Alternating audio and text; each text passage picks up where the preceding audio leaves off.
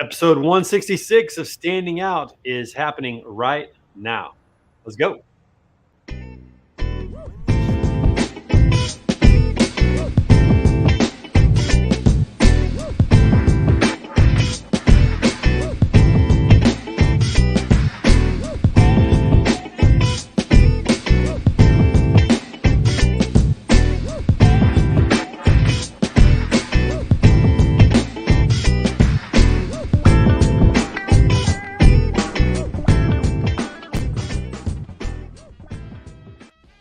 What's up, everybody? Good morning and happy Thursday to you. Trey Griggs here with Beta Consulting Group, and we are here for episode 166 of Standing Out, a daily podcast about sales, marketing, and leadership. Happy to have you along board with us for today. It's been a great week of shows all week. If you haven't had a chance to catch up on all the shows, make sure you go back and catch all the episodes this week. A great conversation on John Devaney, in which I had to wear Buffalo Bills gear. That was terrible, but it was a great episode. On Tuesday, Ramel Watley, who's putting on the Freight Fest event coming up. Go check that episode out as well. Yesterday we had a mashup with Chris Jolly, a.k.a. the Freight Coach. That was an awesome show. Had a great time. We almost broke the internet. We went live on two platforms at the exact same time. Today, my friend Peter Stefanovich is coming on shortly. And then tomorrow, my good friend Scott Grandis of Clear Connect Solutions is coming in. And that's going to be an awesome show. So super excited about that. Make sure you come back for all the episodes, or check them out on demand on LinkedIn Live, YouTube, Facebook, and Twitter, or you can listen to them on the car ride home on Apple or Spotify or wherever you get your podcast. Listen, while you're out surfing the internet, make sure you check us out at betaconsultinggroup.com. We are helping companies tell their stories to become known and become trusted and grow their revenue. We'd love to work with you. Fill out a form, and we'll get back to you on that. We would love to hear your story and start telling it with you. That would be a blast. And while you're there, you might as well pick up some of our swag. Listen, we're building a community here of people pursuing excellence. And what way do you get people in a community like working together? Well, you get them dressing alike and wearing the same stuff. And listen, we got cool stuff like this water bottle and mugs and all kinds of great stuff. And this month, because it's October, we got a coupon code for you. 20% off your entire order if you use the coupon code SPOOKY, SPOOKY. And when you get your merch, make sure you take a picture or video and send it to us. We'd love to highlight that on our socials. And again, every time you look at the swag or wear the shirt or whatever, think about being excellent today. That's what we're all about. We're trying to pursue that with all that we have in us, and we want everybody to do the same as well. All right, we got to pay some bills. We want to thank TAFS, our sponsor. They're the good guys in freight factoring, helping keep those wheels turning for the owner-operators and small carriers out there with cash flow resources, as well as discounts on fuel, tires, insurance, all kinds of things. They're all about helping drivers build their brand and become more profitable and more effective, more efficient. So be sure to check them out at taps.com or click on the link in the comments today. That'll take you right to my landing page so that they know that I sent you. Good morning, Erica. Thanks for watching the show. Appreciate it. Share this with some of your friends. How is everything up in Minneapolis? Hope you're doing well today. All right, let's go ahead and get the show started today. I'm excited to bring on my good friend who met recently and learned a lot about M&A from him. He was on the Word on the Street with us a little while back on an episode about 3 weeks ago. And so today it's more of a one-on-one. Super excited to hear him tell his story. So please welcome to the show from Left Lane Associates, Peter Stefanovich. Peter, how are you? Good, Trey. Pleasure to be on again. Nice to see everybody in chat. Good. I know, good to have you on the show. Coming to us from Toronto, our friend up north. What's good in Toronto these days? Jeez. Well, it's not the snow. We don't have snow yet, but it's coming. It's coming. It's right. The Toronto Raptors, but we'll see. And I know you were making fun of saying you had to wear Buffalo Bills gear, but that tends to be our team. That yeah, you guys are right there. Yeah, an hour and a half away, and that they've been playing great. So excited to see them hopefully get to the Super Bowl. So we'll see.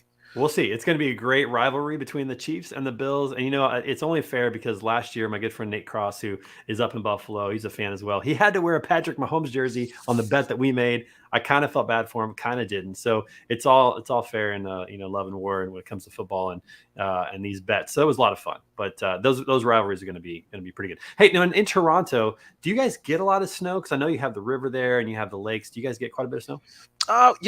We do, but it doesn't really. It doesn't start. It's no more than about Chicago. So if anybody's heads to Chicago, it's about the same. So being off Lake windy, Michigan, Chicago, snowy, snow in Toronto, but we really don't get snow until December, and then it kind of dissipates by middle of March. So it's really only about 3.5 months. We get a little bit here in St. Louis, but I got to get up to Toronto soon. Let's do this real quick, Peter. Take a few minutes or a few seconds here, 30 seconds, whatever. Tell everybody a little bit about yourself and about Left Lane Associates. Perfect. Yeah. So Left Lane Associates, we started in 2016. We're an investment bank that solely focuses on the transportation, logistics, and supply chain industry. We focus on 5 areas: the asset-based carriers, so any of the dry-van, reefer, flatbed couriers; non-asset-based, that's the 3PL, freight brokers, freight forwarders, customs brokers, anything in that space. Third is warehousing, distribution companies, cold storage, e-com fulfillment.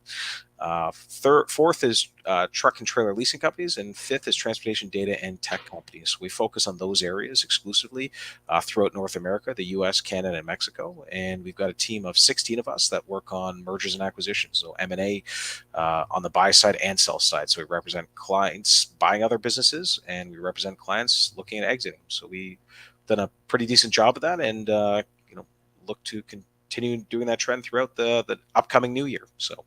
Yeah, it's exciting. We're going to jump into that today. Parker, thanks for watching the show. He's excited to learn from Peter. Erica agrees. Lots of changes happening in it lately. Hirschbach purchased JCT, KLM purchased Quest. Who's next? Lots to talk about here. So talk for a minute about how you got into this, and then let's jump into what's happening in the market right now. Sure. Yeah, absolutely. So a little bit of my history. So before I ended up in Chicago working at an international construction company that ended up being sold, 5 years after I worked there. But I ended up accidentally falling to logistics and building an in-house logistics division by overpromising one of our customers at Victoria's Secret, the limited brands. Went for a meeting in Columbus, Ohio, and came back to my boss in Chicago, and he said, "Great, you just promised to move freight and move store fixtures for our client. You got to figure this out because we don't do that." So I had to learn about logistics in about 6 months and build that up. And we built an in-house logistics team at the company I was working for. And from there, we use that as a value add for our clients, which were Advanced Auto Parts, O'Reilly Auto Parts, Apple, Best Buy, and we expanded through that. So I kind of fell into logistics like a lot of people and built that business up. And then from there, the company sold, moved to Phoenix, Arizona, and I moved back to Toronto, Canada, where I'm from. And from there, I ended up securing a job with Wheels, which was purchased by Radiant Logistics, which is a publicly traded company, actually. So based out of Seattle, Washington. I love that story. You fell into logistics.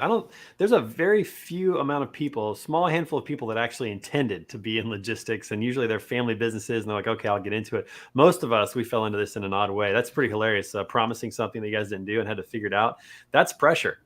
That's a little bit of pressure. A lot of pressure, right? So I'm managing construction crew members. There's 326 Victoria's Secret locations we're putting their pink lines materials in for. So I had to figure out getting, granite for the countertops from the quartz of from the quarries in southern Italy, and figure out how to get them to the port of New Jersey and dispatch across the U.S. So it was knowing nothing about the space, you had to learn really quickly. And this was in 2008, 9. So this is pre-Google being where it is today. So you couldn't just Google everything. You had to actually go physically and figure it out and talk to people that knew the space.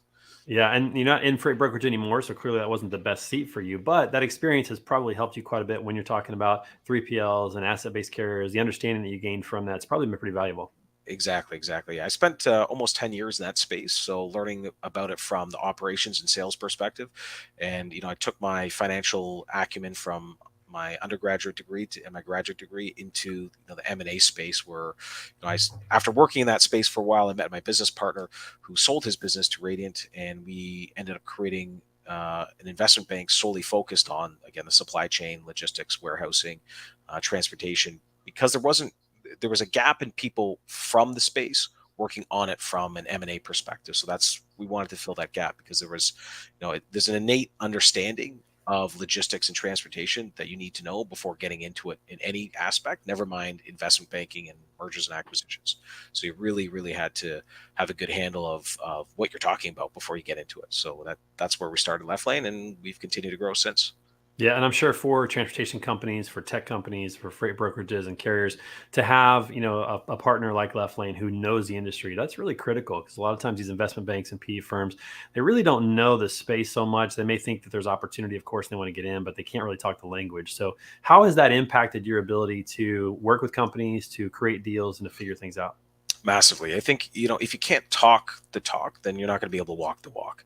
And you have to build confidence when working with people. And if you don't have that confidence by knowing about the field, then how are you going to be able to help sell their business or help buy a business for them?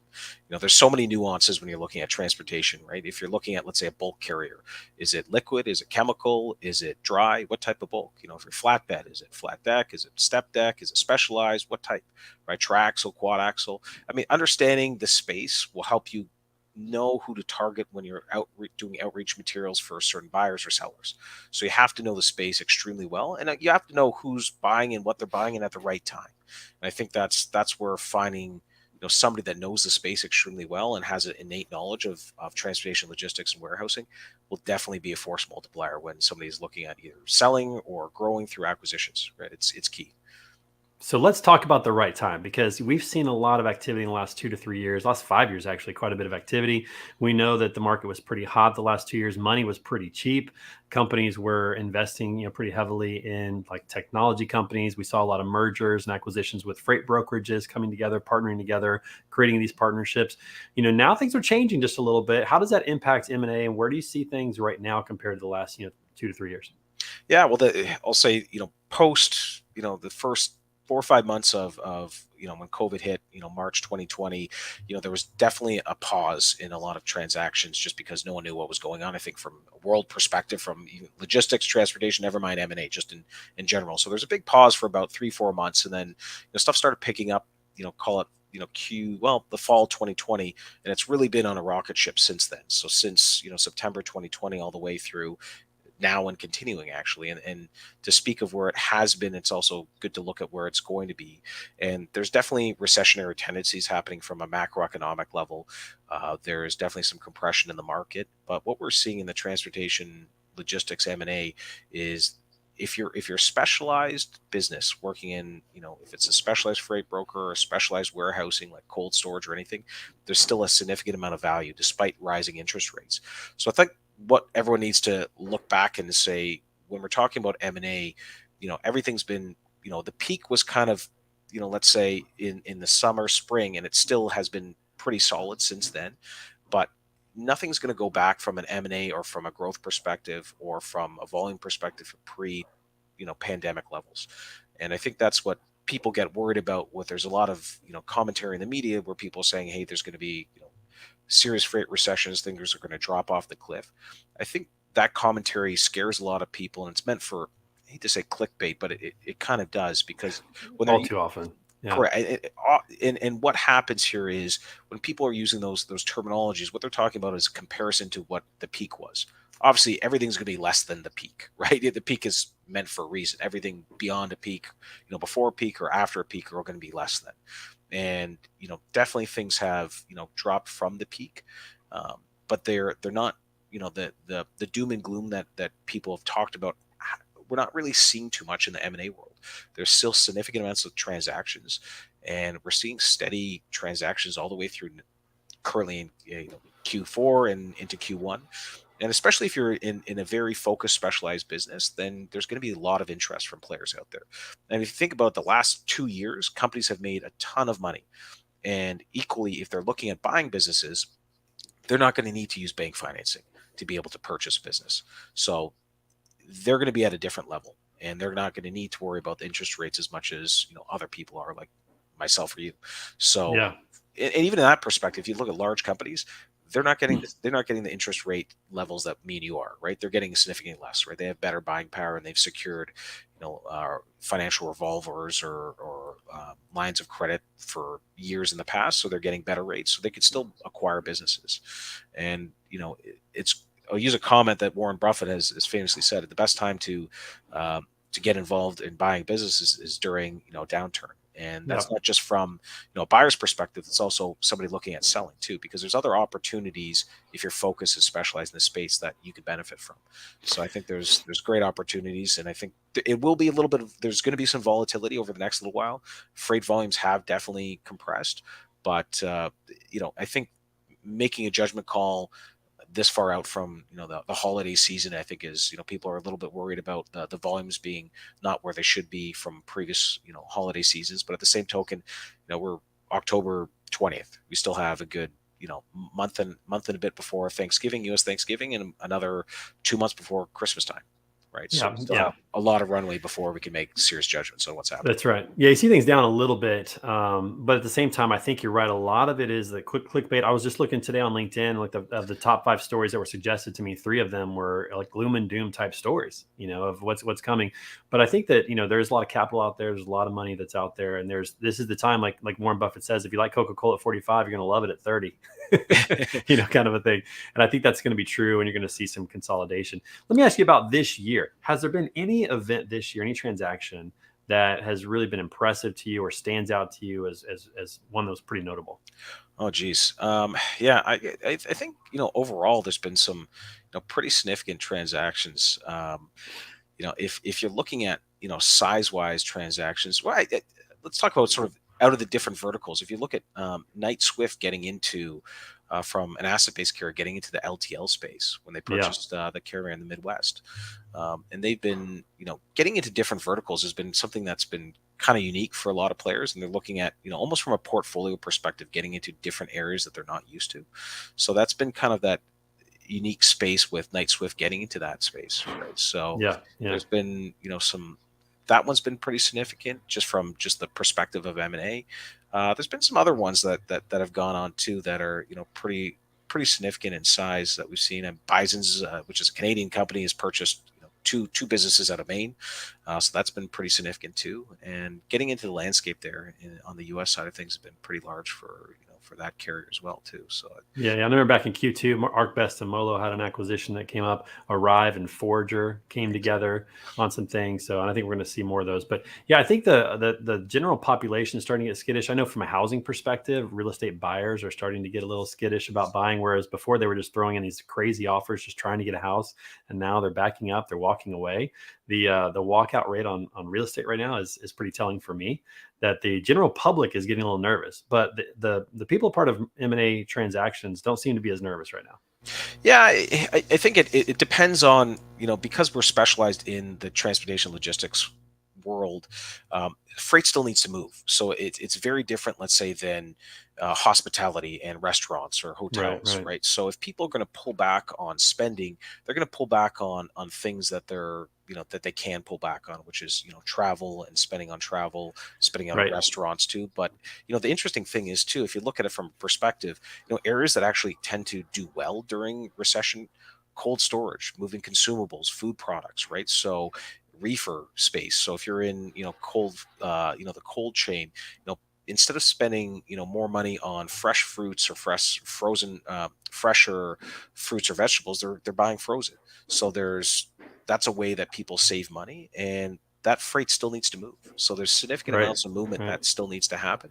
So there might have to be some pivots if you're in the logistics business and you're doing, let's say, something that's very focused on hospitality. Then you might need to pivot a little bit, but no Right. different. And I say this, imagine what people had to pivot when March 2020 came and COVID happened.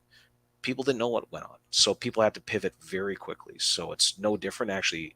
Significantly, there's a better outlook now than there was back then. So I think there's a lot of opportunity for people too.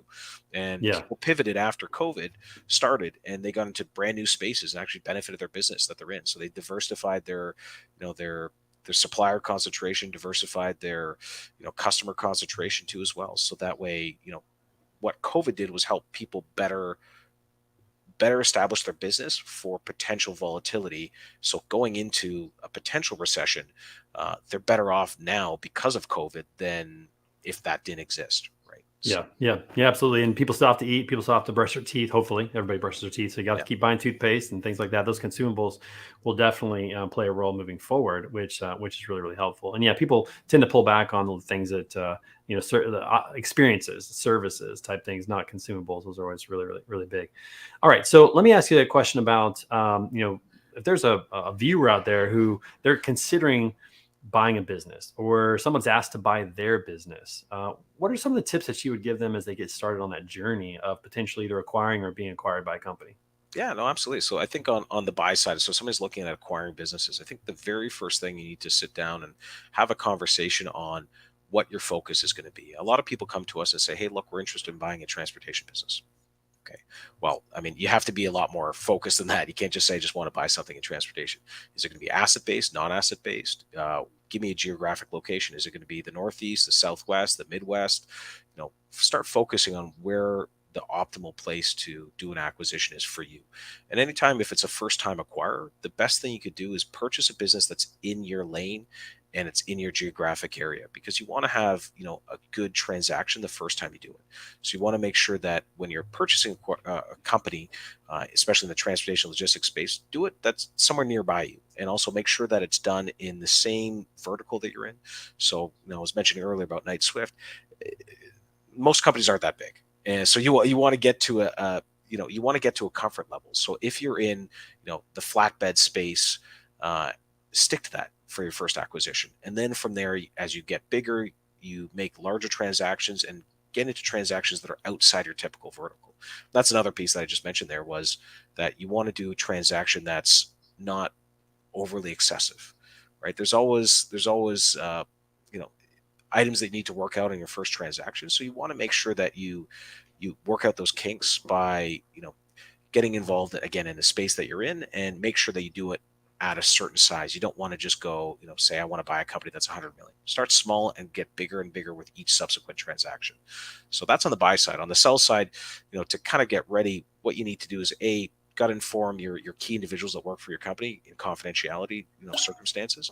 But also you want to make sure that you're ready personally. I think that's what people don't realize when they're expected to sell. You got to have a plan. What are you going to do after you sell? So if you don't see a pathway forward for yourself, you just don't want to sell and have nothing to do. You want to make sure that you yourself as a person have an idea of what your next steps are.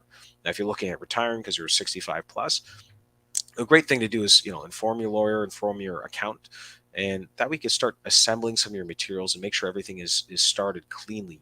And then the next part would be reaching out to an investment banker, hopefully us, from that has the logistics or transportation knowledge, and talking to them and getting an idea of how long the process takes, what's entailed in it. So a lot of people think takes a lot less time and involves a lot less effort than it actually does. So having an informed investment banker that's from the space, whether it's us or somebody else, got to make sure that they're realistic and they're not just giving you kind of high and out of the ballpark type of mentalities when selling your business. It's got to be realistic. So that's why it's better to go with somebody that knows the space you're in, for sure. Yeah, that's great advice on both sides, and it seems like there might be a little bit of a checklist there to go through of the different things that are needed there, which is awesome. Parker has a question here: what size, revenue, profit percentage, et cetera, do you look for, Peter? And I'm assuming he's talking about when you're looking to buy. So it all depends, right? So when a client hires us, so a trucking company or logistics company hires us, they all have different requirements. So some companies will look for companies that have margins of 20+%. Some will look for 10 to 20. Some will look for revenues of 100 million plus, or give a range, 50 to 100 or 20 to 50. So it's client specific. It all depends. It's again, when we start working with a buy side client, it's finding out those details to make sure that when we're targeting those companies that we're looking for, that we're not super focused, but focused enough that we're not looking at everything. We want to be, have a focus in the vertical that they're in, and kind of a range of revenue and a range of margin that they're looking for. Yeah. How much of this goes into? I had someone ask this recently. I didn't know the answer, so I'm hoping you have the answer. But how much of this goes into, like, how would you learn what businesses are for sale or interested in being acquired, or how would you look for businesses that are looking to buy if you want to sell? How does that whole thing play out? Yeah, so I think when somebody hires us on the buy side, our job is to find and have the innate knowledge of who's been talking about selling or who's been thinking about selling. And our what we do is we track who we've talked to, and their thought process of discussing when they want to sell or the opportunities of selling. But equally, it just takes a lot of grinding out and reaching out to people, having phone calls, setting up emails and Zoom calls, and finding out, are you interested in selling? Would you be interested in selling for X client? And then from there, you have those discussions and you talk about how the process works and explain how it works for them. And then it's, ultimately the decision is up to them. But if they feel comfortable with you and with us, then we can have that further discussion and say, great, well, let's introduce you to our client. Let's move on from there and start assembling materials. So that's how it works on the buy side. And again, on the sell side, it's a personal decision. I mean, you could be, it could be a number of reasons. It could be that you want to retire. It could be that your kids are out of college and you want to do something different. You want to get into commercial real estate.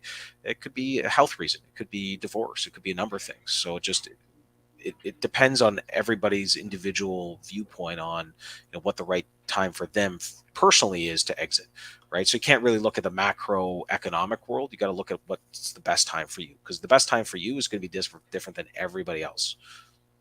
Perfect. So to echo Parker's comments, you guys are kind of like in M&A, you're the freight broker in the whole transaction. You're kind of the middle party that's finding both sides and helping them connect, like a freight broker does for a shipper and for a carrier. Exactly. Yeah, that's good to know. That's really helpful to know. And so you're getting paid for that knowledge and that just knowing the space, just like a broker gets paid by a shipper for knowing the carriers and vice versa. So I think that makes a ton of sense. All right, so we got to pause for a minute, Peter. We have, every day we have some fun on the show. I have a little stuff I'd like to throw out. First of all, it's a national day today. Every day is a national day here in the States. And so it's a national day today. Do you know what national day it is today? I wouldn't have the foggiest clue. Now, you've been in Chicago. You're now in Toronto. Have you ever had chicken and waffles? It is National Chicken and Waffles Day. Have you had that before? Many times going down to the south, especially in Georgia. Absolutely. That's awesome. Yeah, I've had chicken and waffles once. Only once, but it was awesome. I know. It's like it's not a St. Louis thing. We don't eat chicken and waffles here in St. Louis. So I've only had it away from St. Louis, and I've only had it once. But it was good. We had a good time with that. It's a salty sweet mix. That's what you get. It is a salty sweet mix, and I do love salty sweet. I love chips, and I love chocolate, and put them together, it's even better. So that's good. And then lastly, we got the random question of the day today, Peter. Sometimes these are good questions, sometimes they're not good, sometimes they're funny, serious. I don't know. We let our producers pick these out every day. So the random question of the day today, random question today is, what made you smile recently? Okay, this is an easy one. What made you smile recently? My daughter. I've got a 15-month-old daughter, and it was my wife's birthday yesterday, and just seeing my daughter open my wife's present was just great. Just little kids open. That will do it. If you can't smile at that, there's something wrong. Man, that's awesome. Well, mine is my daughter as well. So, but my daughters, I got two, 14 and 12. And anytime I see them kind of living in their purpose, it's really exciting because they're so young. It's like, what is their purpose? But my oldest daughter loves to cook, and she is so good at it. She loves to sing. And so whenever she's doing those things, it makes me smile. My youngest daughter recently got cast in Mary Poppins at Missouri Baptist University here in St. Louis. Okay, and it's her first production that she's a part of, like a real production she's a part of. And like every time after practice, I picked her up on Tuesday after practice, and every time her eyes just light up. She's just so happy. It's like her thing. And so it's really cool to see that. So we'll have to, give it up our kids. That's an easy way to smile, is having the chance to spend time with our kids. So that's a good one for sure. All right, we're going to finish with this. We got one last question, then we're going to be out of here. Gary wants to know, do you take into account the client base or just the profit margin? Well, we'll finish on this one, then we'll get out of here.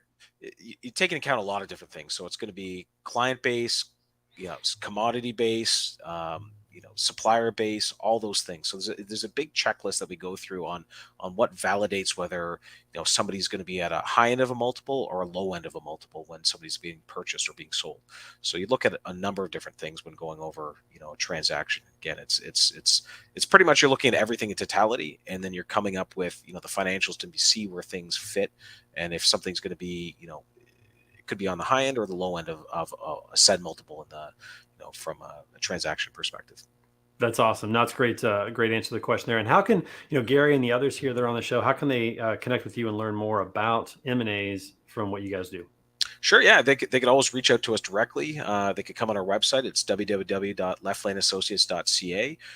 They could always email me directly at peter@leftlaneassociates.ca as well too. And we're there to help out. And, more than anything, we educate. So it's not about, talking to a new client it's really about educating people. That's what we do. That's awesome. Well, thanks so much for being on the show today, Peter. It's been awesome. Need to get you back on here soon. Hopefully we'll see you out on the road, and we'll be at CIA next year in the spring. That'll be great. Everybody else, thanks for watching the show. Tomorrow we got Scott Grandis of Clear Connect Solutions. Make sure you come back. It's an insurance play. It's going to be a really exciting conversation on Friday, so come back at 10:30 for that. And every day for an episode of Standing Out, daily podcast about sales, marketing, and leadership. We will see you guys on the flip side. Peter, thanks so much, man. We'll talk soon. Thanks, Trey. Appreciate it. Thanks, everybody.